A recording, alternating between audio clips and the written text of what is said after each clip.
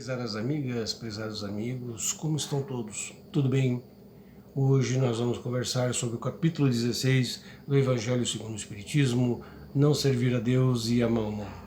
Mas antes de começarmos, vamos fazer a nossa interiorização, a nossa oração, a nossa meditação, seja o nome que você der, para que a gente possa canalizar as energias do alto, para que a gente possa canalizar as energias dos bons espíritos, para que a gente também possa entender que essa mensagem serve para nós, para a nossa evolução espiritual. Então pedimos ao Mestre Jesus, aos Espíritos ascensionados, aos bons Espíritos, que nos deem abertura para o ensinamento que vamos ter hoje, que possamos aplicá-la na nossa vida prática e que também possamos ajudar aqueles que mais precisam através dos ensinamentos do Mestre Jesus. Que assim seja. Não servir a Deus e a Mamon. Nesse capítulo, Allan Kardec, através do Espírito de Verdade, ele já começa com várias citações de Jesus, de todos os apóstolos, né? Marcos, Lucas, Mateus, e João. E ele vai falar justamente sobre essa questão da riqueza. O que a gente quer colocar aqui, sempre coloca em todas as conversas que nós temos, que a riqueza não é um mal por si só. As pessoas fazem da riqueza um mal. Através de condições econômicas abastadas, se utilizam nessas condições nas questões de poder, de se ter muitas condições financeiras, de querer subjugar os outros. Isso não é o certo. Jesus nos ensinou que toda a riqueza que nos é dada aqui, nessa nossa condição de encarnados, ela serve para ajudar os próprios encarnados a se desenvolver. Por isso, aquela pessoa que tem condições de abrir uma empresa, seja ela do tamanho que for, empregar as pessoas, ela está ajudando no desenvolvimento econômico dessas pessoas e dentro do desenvolvimento econômico também no progresso espiritual desta pessoa. O erro maior das riquezas é nós fazermos dela um poder para que as pessoas, para que nós mesmos utilizemos ela contra os outros, né? Ou pisarmos nos outros. Então vamos começar a explicar um pouquinho sobre essa questão de não servir a Deus e a Mamon. Não é um erro a pessoa ter condições financeiras. Nós sempre batemos na tecla de que você tem direito de ter o conforto do seu lar, você tem o direito de ter boas escolas para os seus filhos, você tem o direito de você ter condições de aproveitar a vida, mas dentro das questões de que tudo aquilo que você tem, você também tem o direito de ajudar os outros, não só monetariamente, mas também dentro das condições monetárias que você possa fazer e dentro daquilo que você possa usufruir e também ajudar a sociedade. Então vamos começar já no item 6, que eu acho um item muito interessante, é do capítulo 16, onde ele fala sobre a parábola dos talentos, que é proposta pelo apóstolo Mateus no seu capítulo 25, né, versículos 14 a 30.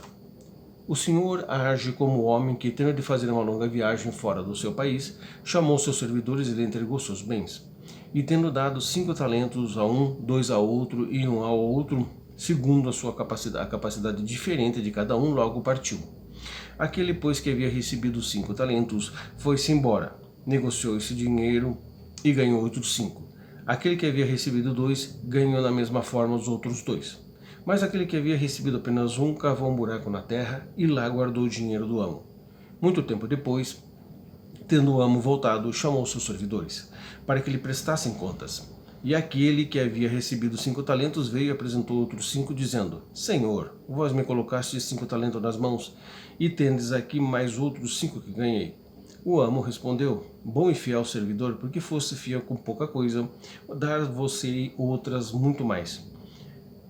Aquele que havia recebido 2 talentos também veio a se apresentar e disse: Senhor, me colocaste 2 talentos nas mãos, tende aqui outros 2 que ganhei. E o amo respondeu da mesma forma. Aquele que tinha recebido apenas um talento veio em seguida e lhe disse: Senhor, sei que sois exigentes, que se faz onde não semeastes e que colheis onde nem havia semeado. Porque eu vos temia, fui esconder o vosso dinheiro na terra. Eis aqui vos entregue o que vos pertence. Mas o amo respondeu: Servidor mau e preguiçoso, sabeis que ceifo onde não semeei e colho onde não espalhei? Deveis, pois, colocar meu dinheiro na mão dos banqueiros, a fim de que, em meu retorno, retirasse os juros que me pertenciam. Tirai-lhe, pois, o talento e dai àquele que tem 10 talentos. Pois dar-se-á a todos o que tem, e terão em abundância, mas aquele que nada tem, tirar-se-lhe-á até mesmo o que parece ter. o que se lança esse servidor inútil nas trevas exteriores, e ali haverá choros e ranger de dentes. Ele vai explicar aqui no seu item 7, já na sequência, né, a utilidade providencial da riqueza, provas de riqueza e miséria. A riqueza se tornaria um obstáculo absoluto à salvação daqueles que a possuem se interpretamos ao pé da letra certas palavras de Jesus e não procuramos entender o seu sentido. Deus, que a distribuiu, teria colocado nas mãos de alguns um meio inevitável da perdição, né, pensamento que contraria a razão. Então vamos parar um pouquinho nessa parte e fazer uma análise. Ora, se alguns têm condições financeiras, né, desde o nascimento, é porque, é claro, seus pais, seus avós, seus bisavós já vieram de uma longa data nesse sentido. Né, e não seria justo para Deus colocar essa situação da riqueza, né, por uma pessoa que ele já saberia que ele ia se perder dentro dessa riqueza. Então, o que acontece? Acontece que, dentro dessas questões que nós estamos aqui fazendo, a riqueza ela é uma prova para que a gente possa ajudar as outras pessoas em todos os sentidos.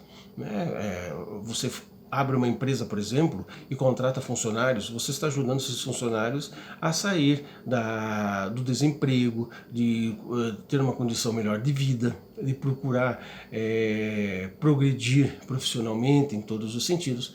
Então, essa questão da riqueza, nesse sentido, se você o faz assim, você está, além de progredindo espiritualmente, ainda ajudando os outros a progredir. Há outras formas de riqueza também, né, de se ajudar as pessoas, como por exemplo a pessoa que tem uma condição financeira muito boa, pode ajudar instituições de caridade, pode ajudar pessoas em risco de qualquer situação de saúde. A gente tem vários exemplos aqui e a gente também não vai citar alguns exemplos porque às vezes as pessoas podem se sentir contrariadas dizendo que a pessoa está fazendo isso por causa disso. Não vamos citar isso.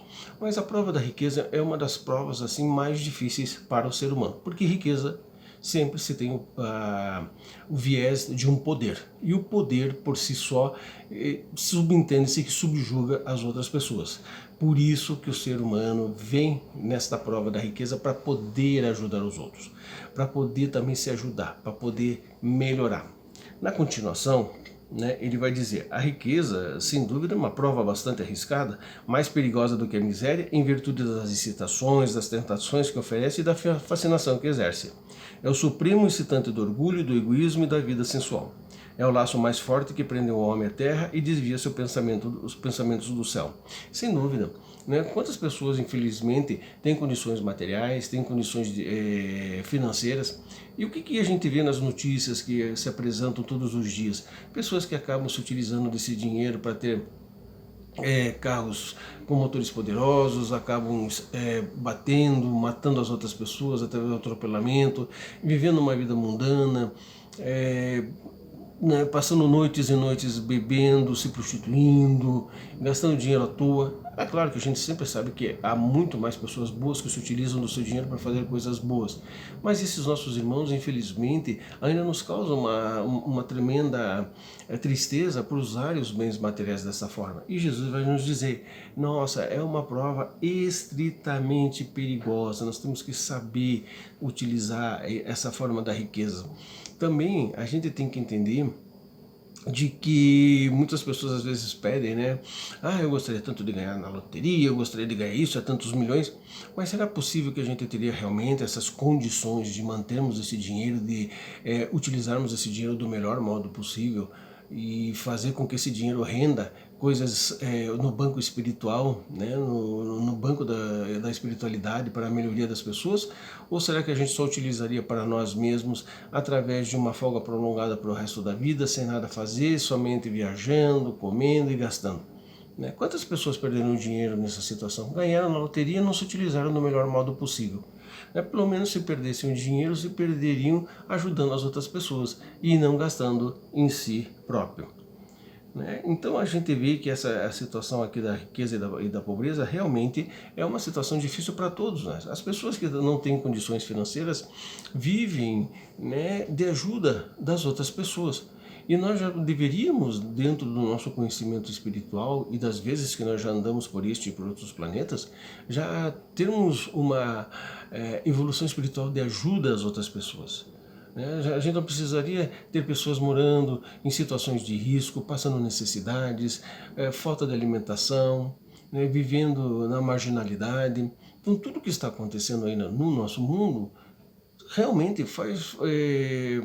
necessita de um entendimento muito maior, porque consequentemente nós ainda temos que fazer muita coisa para ajudar as pessoas.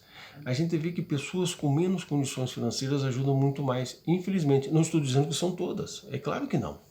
Há pessoas muito boas, com condições financeiras muito melhores do que os da gente, e que estão aí fazendo a caridade, não só a caridade material, mas a caridade espiritual, pagando cursos, reformando escolas, ajudando os jovens a progredir, a estudar. Isso é maravilhoso. O mundo está mudando por causa dessas pessoas. E nós, que realmente temos às vezes uma condição financeira um pouquinho menor, quer dizer que a gente vai ficar parado, não vai fazer nada? Que nada, nós precisamos ajudar também, dentro daquilo que a gente possa fazer. Não necessariamente, talvez, dando dinheiro físico, mas a gente possa ajudar de uma outra forma, aumentar a riqueza espiritual das pessoas, através de recomendações de palestras, de casas espíritas, aumentar a riqueza intelectual dos jovens. Reclamamos muito da escola pública, mas quanto que a gente poderia ajudar num contraturno para essas crianças? Quanto que nós poderíamos ajudar sendo professores e dando um pouco do nosso tempo a mais do que o nosso trabalho monetário para ajudar essas crianças? Isso que a gente tem que pensar. A gente está aumentando a riqueza intelectual dessas crianças e elas plantando, elas são as sementes, plantando as árvores no futuro crescerão cada vez melhores e essas crianças ajudarão aos outros jovens a progredirem e o mundo assim progredirá, né? Então ele vai continuando aqui, né, dizendo, causa tamanha perturbação que se vê frequentemente é aquele que passa também da miséria à fortuna, esquece depressa da condição anterior daqueles que foram seus companheiros e o ajudam, tornando-se insensível, egoísta e inútil. A pessoa às vezes tem um dinheiro a mais, ganha um pouco mais, melhora um pouco de vida, já esquece daquelas outras pessoas que o ajudaram também, direta ou indiretamente, a chegar nesse estágio. Eu gosto muito aqui do Evangelho segundo o Espiritismo e também nessa parte da Bíblia de uma história muito bacana, que é Jesus na casa de Zaqueu, que é citado por Lucas no seu capítulo 19, capítulos 1 a 10. E tendo entrado em Jericó, atravessou a cidade. Havia lá um homem chamado Zaqueu, chefe dos publicanos e bastante rico, e querendo encontrar Jesus para conhecê-lo, não podia devido à multidão, porque era de estatura baixa. Foi por isso que correu adiante e subiu numa grande árvore para vê-lo, pois ele deveria passar por lá. E tendo Jesus chegado a esse lugar, levantou os olhos para o alto, e tendo visto, disse-lhe, Zaqueu, descei depressa, pois preciso ficar hoje em vossa casa. Zaqueu desceu depressa, recebeu com alegria. Todos viram isso e disseram murmurando, ele vai se hospedar na casa de um homem de má vida? Entretanto, Zaqueu, apresentando-se diante do Senhor, lhe disse, Senhor, dou a metade dos meus bens aos pobres, e se fiz mal a alguém, quem quer que seja, pago 4 vezes mais. Sobre o que Jesus lhe disse, esta casa recebeu hoje a salvação, pois este também é filho de Abraão. Pois o Filho do Homem veio procurar e salvar o que estava perdido. Então o Zaqueu, esse personagem incrível, maravilhoso, que era uma pessoa extremamente rica, era um coletor de impostos, né? Possivelmente não levava também essa vida de coletor de impostos muito honestamente, porque ele vai falar aqui, né, se eu prejudiquei alguém, eu quero ressarcir 4 vezes mais. Ele, vendo a moralidade de Jesus nas situações em que se apresentava, o que ele fez? Jesus passou aquela energia de Jesus, aquela energia moral. Jesus chamou ele, olha, venha, você é a mudança que tem que ter na condição em que você está passando, ajuda aqueles que mais necessitam. Então Zaqueu é a pessoa, é o ser humano, aquele que está querendo mudar de vida e fazendo o possível para que os outros também possam mudar. E é assim que a gente fica nessa prova da riqueza e da pobreza. Você tem condições financeiras? Ajude quem mais precisa em qualquer forma de vida. Se você não tem, ajude com o teu talento, porque você é rico de talentos. Todos nós temos condições de fazer coisas boas com aquilo que temos. Jesus não quer que a gente ultrapasse aquilo que não podemos fazer, mas quer que a gente ultrapasse em espiritualidade, em ajuda, em caridade, o que podemos dar das nossas próprias riquezas. Ninguém é tão pobre que não possa ajudar os outros, não somente em termos materiais, mas também em termos espirituais. A gente repetindo mais uma vez, a gente vê tantas pessoas com condições menores do que a nossa ajudando as outras pessoas. E por que nós também não podemos fazer o mesmo? Esta parábola de Zaqueu, né, a parábola dos talentos, né, e ele fala nesse capítulo 16, a desigualdade das riquezas. Por isso que ele fala, você não pode servir exatamente somente a riqueza ou somente a pobreza. Né? Não pode servir a Deus e a Mamon, os dois juntos. Sirva a Deus com aquilo que você tem. Procure ajudar da melhor forma possível. E para terminarmos, vamos ler aqui uma parte do capítulo 16, Instruções dos Espíritos da Verdadeira Propriedade, onde o Espírito de Pascal, que foi psicografado em Genebra em 1860, vai dizer: verdadeiramente, o homem só possui como seu aquilo o que pode levar deste mundo, do que encontra ao chegar e do que deixa a partir. Desfruta durante sua permanência na terra, mas, forçado que abandonar tudo, tem apenas o usufruto e não a posse real. O que é final que ele possui? Nada do que se destina ao uso do corpo e tudo que se refere ao uso da alma, a inteligência, os conhecimentos, as qualidades morais. É isso que o traz e o que leva, e que ninguém tem o poder de lhe tirar, e que lhe servirá a ele no outro mundo, muito mais do que neste.